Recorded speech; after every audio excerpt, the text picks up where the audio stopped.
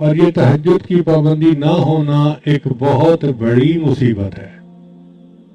اللہ تعالیٰ اپنے پیارے حبیب صلی اللہ علیہ وسلم کو فرماتے ہیں وَمِنَ اللَّيْلِ فَتَهَجَّدْ بِهِ نَافِلَةً لَكَ، اے میرے محبوب رات کو تہجد ادا کیجئے، عَسَىٰ أَن يَبْعَثَكَ رَبُّكَ مَقَامًا مَحْمُودًا، ہو سکتا ہے اللہ آپ کو مقام محمود عطا فرمائے۔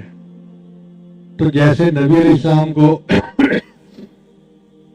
تہجد سے مقام محمود ملنے کی بشارت ملی، امتی کو تہجد کی پابندی سے اللہ کا قرب ملنے کی بشارت ہے۔ ایک بات ذہن میں رکھیے کہ تہجد کے وقت میں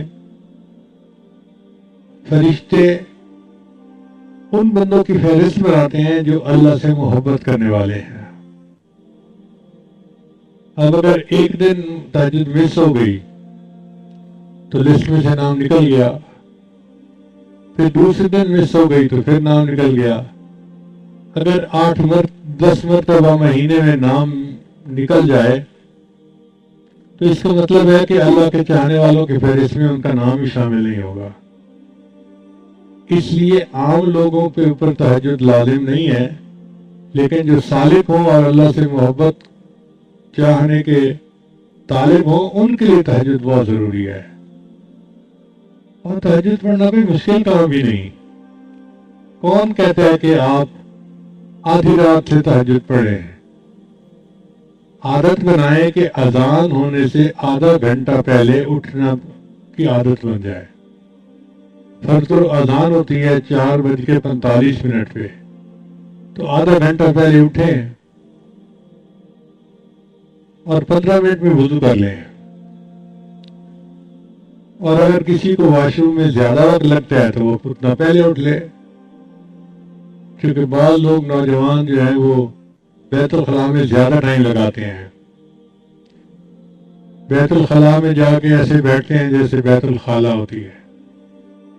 تو 15 منٹ میں وضو کر کے جو آخری 15 منٹ ہیں بس اس میں 4 رکعت ہلکے پڑھ لیں۔ پہلی 2 رکعت قل یا ایھا الکافرون اور قل ھو اللہ احد کے ساتھ، اور دوسری 2 رکعت جتنا اللہ توفیق عطا فرمائے، سورہ یاسین شریف پڑھے اور سورتیں پڑھے جو یاد ہیں۔ بس یہی تہجد ہے۔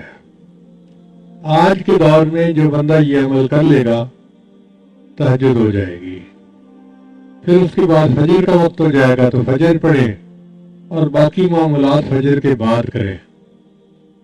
اگر آپ کہتے ہیں جی نیند پوری نہیں ہوئی تو فجر کے بعد پھر سو جائیں۔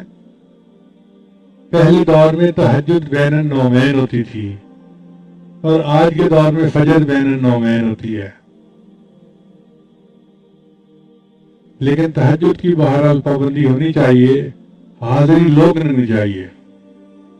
ہمارے حضرت فرمایا کرتے تھے مزدور سارا دن مزدوری کرتا ہے، جب شام کو اجرت ملنے کا وقت ہوتا ہے تو اس وقت وہ حاضر ہوتا ہے، غیر حاضر نہیں ہوتا۔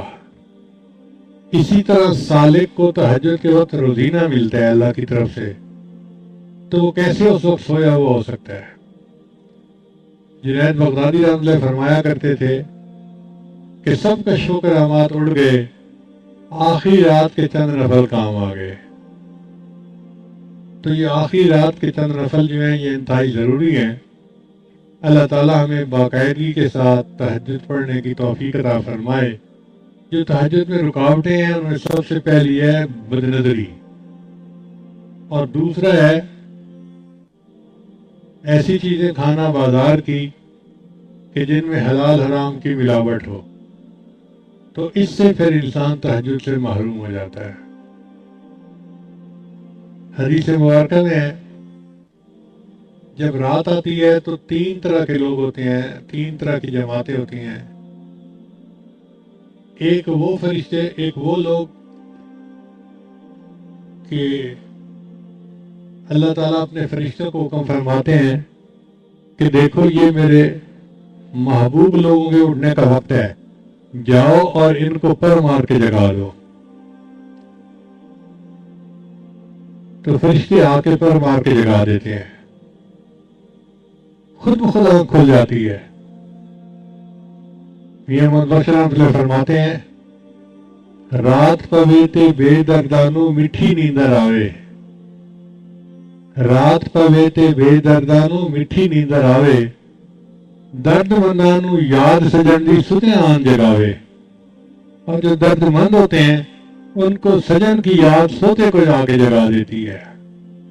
تو اللہ کرے کہ ہم بھی ان لوگوں میں شامل ہوں کہ جن کو محبوب کی یاد سوتے میں آ کے جگا دیتی ہے۔ اور دوسرے گروہ کے لوگ ہوتے ہیں یہ اللہ کے مقربین ہوتے ہیں۔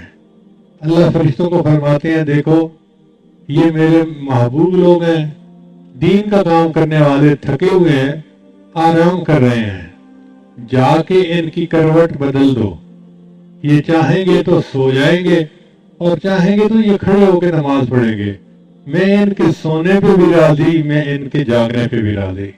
یہ ایسا ہی ہے کہ جیسے کوئی کاریگر آئے اور اس کا ہتھیار جو ہے وہ ٹھیک کرنے کی ضرورت پڑ جائے تو وہ اپنے مزدوری کے وقت میں اپنے ہتھیار کو ٹھیک کرتا ہے اور اس کی مزدوری کاٹی نہیں جاتی کہ اتنا وقت آپ نے کام نہیں کیا، بھئی وہ چیز اس میں شامل ہوتی ہے۔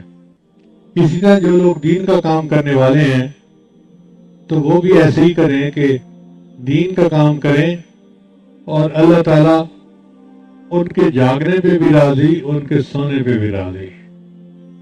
پھر تیسرا گروہ ہوتا ہے اللہ تعالیٰ اپنے فرشتوں کو حکم فرماتے ہیں کہ جاؤ یہ وہ میرے بندے ہیں جن کو میں پسند ہی نہیں کرتا، تم جا کے پہرا دو کہیں یہ نہ اٹھ جائے، میں ان کی شکل ہی دیکھنا پسند نہیں کرتا۔ تو اس لیے اگر تہجد قضا ہوتی ہے تو آپ دل میں یہ سوچیں کہ اللہ تعالیٰ میری شکل دیکھنا ہی پسند نہیں کرتے، اور کوشش کریں کہ باقاعدگی کے ساتھ اہتمام کے ساتھ تہجد پڑھیں۔ وہ چند لمحے تو 24 گھنٹے کا نچوڑ ہوتا ہے۔ اللہ تعالیٰ ہمیں ان معمولات کی پابندی کرنے کی توفیق عطا فرمائے اور ہماری تمام غلطیوں کو تاہیوں کو اپنے فضل سے معاف فرما دے۔